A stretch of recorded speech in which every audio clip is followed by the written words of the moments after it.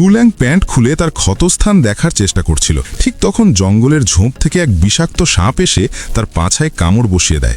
অনেক কসরত করে তারা গাওবইয়ের গাড়ির পাশাপাশি চলে আসে। তাদের প্ল্যান হলো চলন্ত অবস্থায় গাওবোয়ের গাড়ির চাবিটা তুলে নেওয়া, কিন্তু এটা করতে গিয়ে গাওবো তাদের দেখে ফেলে এবং নিজের গাড়িতে উঠে তাদের ধাওয়া করে। কিন্তু সুপার অয়েলের পাওয়ারে গাওবোয়ের গাড়ি রকেটের গতিতে চলতে শুরু করে। সে নিয়ন্ত্রণ হারিয়ে ফেলে। ওদিকে জুল্যাং আর ওয়াংবাওয়ের টেম্পোও কম যায় না। তারা জঙ্গলের রাস্তায় ঢুকলে গাওবো তাদের পিছু নেয়। এক পর্যায়ে জুল্যাং তাদের টেম্পো নিয়ে একটা ভাঙা কুড়ে ঘরের চালের ওপর দিয়ে উড়ে গিয়ে নদীর পাড়ে পড়ে। গাওবোয়ের গাড়ি নিয়ন্ত্রণ হারিয়ে গাছের সাথে ধাক্কা খায়। গাড়ি নষ্ট হওয়ায় গাওবো এবার দৌড়ে তাদের ধরতে আসে। জুল্যাং আর ওয়াংবাও দেখল সামনে নদী, পার হওয়ার কোনো উপায় নেই। ঠিক তখনই তারা দেখে একটা হাতি নদী পার হচ্ছে।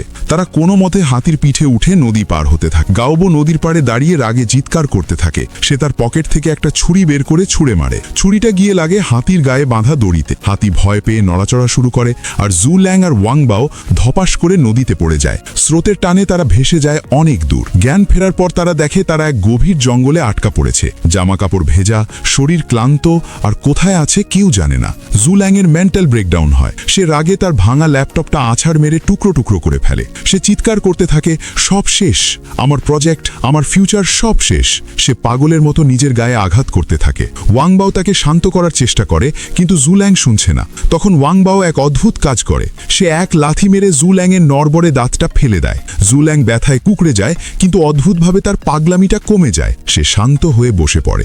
এরপর ঘটে এক ভয়ঙ্কর ঘটনা। জুল্যাং প্যান্ট খুলে তার ক্ষতস্থান দেখার চেষ্টা করছিল। ঠিক তখন জঙ্গলের ঝোপ থেকে এক বিষাক্ত সাপ এসে তার পাছায় কামড় বসিয়ে দেয়।